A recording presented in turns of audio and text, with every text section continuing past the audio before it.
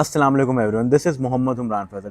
बांग्लादेश दुनिया का पहला ऐसा मुल्क बन चुका है जिसने अपने फाउंडिंग फादर की तस्वीर अपने नोट पे से हटा दी है। यानी कि शेख मुजीबुर रहमान की तस्वीर अब बांग्लादेश के नोट पर नज़र नहीं आएगी।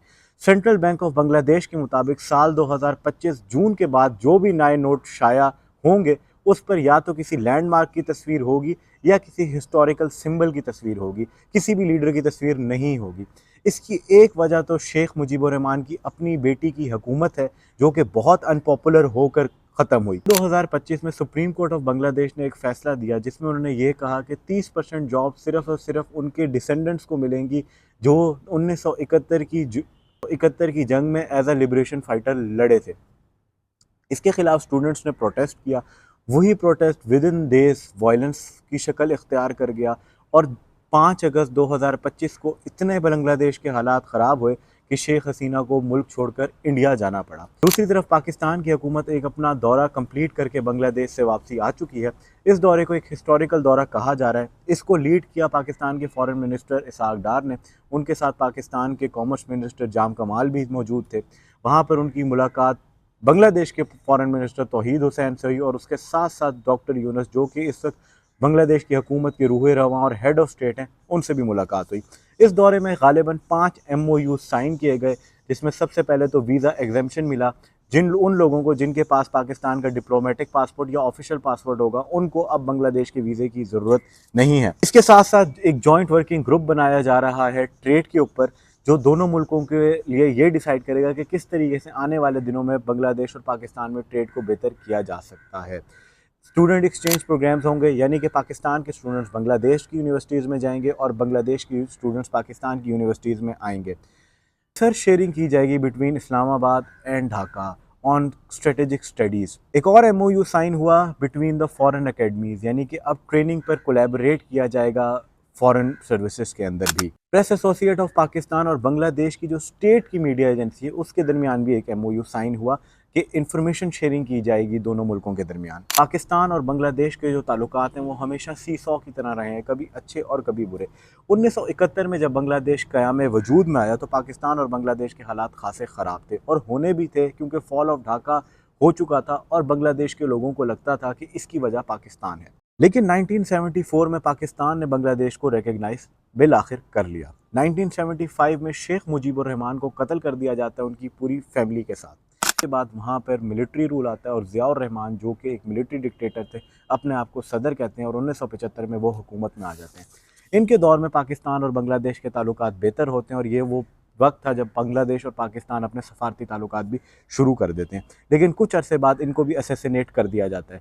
बांग्लादेश और पाकिस्तान की तारीख में अगर एक चीज़ कॉमन है तो वो ये है कि प्रोमिनेंट लीडर्स को दोनों मुल्कों में कत्ल किया जाता है। जैसे यहाँ पर लियाकत अली ख़ान को, जुल्फ़िकार अली भुट्टो को, बेनज़ीर भुट्टो को कत्ल किया गया, उसी तरीके से बांग्लादेश में पहले शेख मुजीबुर रहमान को और फिर ज़ियाउर रहमान को भी कत्ल कर दिया गया। उनके कत्ल के बाद 1982 में हुसैन मोहम्मद इरशाद, जो कि एक और मिलिट्री रूलर थे, वो हुकूमत में आते हैं और इनका टाइम रहता है 1982 से 1990 तक। इस वक्त में भी ताल्लुकात बेहतर होते हैं, OIC पे भी ताउन किया जाता है और तजारती ताल्लुकात भी पहली बार बहाल किए जाते हैं। इसके बाद इनकी हुकूमत जाती है तो खालदा ज़िया हुकूमत में आ जाती हैं। खालदा ज़िया विडो थी, बेवा हैं ज़ियाउर रहमान की। इनका वक्त होता है 1991 से 1996 तक। इस ज़माने में भी पाकिस्तान और बांग्लादेश के ताल्लुकात कदरे बेहतर रहते हैं।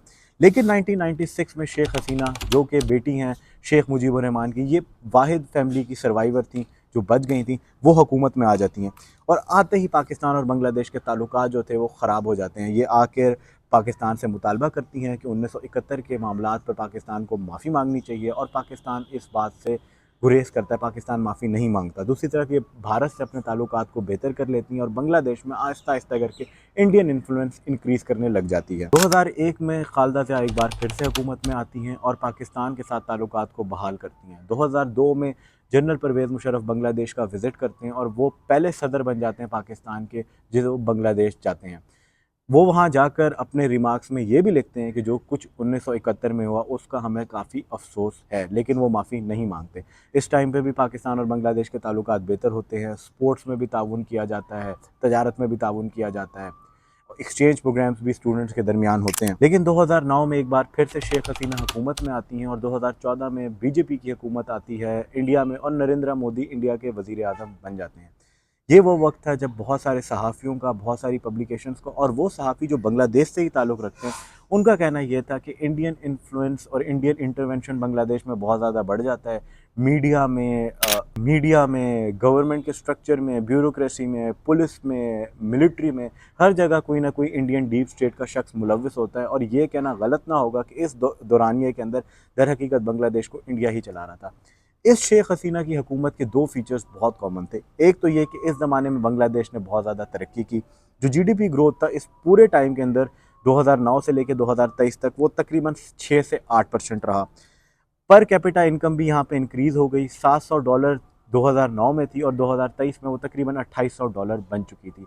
इस दरमियान में बांग्लादेश रेडीमेड क्लोथ्स का सेकेंड लार्जेस्ट एक्सपोर्टर बनता है। 2009 में 12 बिलियन की एक्सपोर्ट्स थी, जो 2023 तक 47 बिलियन की हो चुकी थी। लेकिन दूसरा फीचर इस हुकूमत का ये था कि इन्होंने आकर ऑपोजिशन पर जुल्म और सितम शुरू कर दिए थे। जमात इस्लामी की लीडर्स को फांसी दी जाती है इसी टाइम के ऊपर। उसके अलावा जो भी शख्स हुकूमत के ख़िलाफ़ आवाज़ उठाता है उसको दबा दिया जाता है। पाकिस्तान के ख़िलाफ़ भी मुहिमें चलाई जाती हैं, और अगर कोई शख्स प्रो पाकिस्तान होता है तो उसको भी सज़ा दी जाती है। लेकिन फिर साल 2024 के अंदर शेख हसीना की यह हुकूमत ख़त्म हो जाती है, लेकिन उसके बाद इंडिया को काफ़ी परेशानी लाहक है। उसकी दो वजूहत हैं। एक तो ये है कि शेख हसीना की हुकूमत जा चुकी है, जिस पर इंडिया ने काफ़ी साल से इन्वेस्टमेंट की थी, और उसकी दूसरी वजह यह है कि पाकिस्तान और बांग्लादेश के ताल्लुकात भी बेहतर हो रहे हैं। इंडिया को ये लगता है कि जो चिकन नेक है, जिसको सिलीगुड़ी कॉरिडोर भी बोला जाता है, ये 22 किलोमीटर की इसकी विड्थ है, और ये इंडिया की 7 सिस्टर स्टेट्स को रेस्ट ऑफ द इंडिया के साथ मिलाता है। इन 7 सिस्टर स्टेट्स में नागालैंड आता है, मणिपुर आता है, असम आता है, त्रिपुरा आता है और अरुणाचल प्रदेश आता है। कि ईस्ट पर बांग्लादेश है और वेस्ट पर नेपाल है। ये वो रियासतें हैं जहाँ पे सेपरेशन मूवमेंट्स को काफ़ी धूल मिली है। यहाँ के लोगों को ऐसे लगता है कि रेस्ट ऑफ द इंडिया जो है वो उन पर अपना कल्चर, अपनी लैंग्वेज और अपना रहन सहन का तरीका इम्पोज करने की कोशिश कर रहा है। दूसरी तरफ यहाँ के लोगों को इकोनॉमिक डिस्पैरिटी भी नज़र आती है। असम 11% ऑयल प्रोड्यूस करता है और 12% गैस प्रोड्यूस करता है सारे के सारे इंडिया की। लेकिन यहाँ पर एक शख्स की जो एवरेज इनकम है वो 1.2 लैक्स है, compare to 1.7 lakhs in the rest of the India. दूसरी तरफ 55% चाय जो इंडिया में उगाई जाती है वो इसी रीजन में उगाई जाती है। लेकिन जो भी लोग टी गार्डन्स में काम कर रहे हैं उनकी डेली वेजेस जो हैं वो हैं 205 से 250 रुपए। त्रिपुरा में अनएम्प्लॉयमेंट रेट इस वक्त 17% है, जो कि हाईएस्ट है इंडिया का। यूथ को और बहुत सारी एजुकेटेड यूथ को मुंबई, बेंगलोर और दिल्ली का सफ़र करना पड़ता है ताकि वो कमा सके। मिलिट्री को भी खसूसी इख्तियार दिए गए हैं, जिसकी वजह से यहाँ पे ह्यूमन राइट्स की भी वायलेशन की जाती है। ख़वातीन को भी हरास किया जाता है, लोगों को मारा पीटा जाता है, उनको उनके घरों से गायब कर दिया जाता है। और इस सब की वजह से यहाँ पे कुछ ऐसे ग्रुप्स भी आ गए हैं जिन्होंने रियासत के ख़िलाफ़ हथियार उठा लिए हैं, जैसे United liberation front of Assam, NSN Nagaland, people liberation army Manipur. ये लोग बॉम्बिंग में इन्वॉल्व हैं, किडनैपिंग में इन्वॉल्व हैं, एक्सटॉर्शन में इन्वॉल्व हैं, और साथ ही साथ ये फ़ौजियों का इंडिया में कत्ल करने में भी इन्वॉल्व हैं।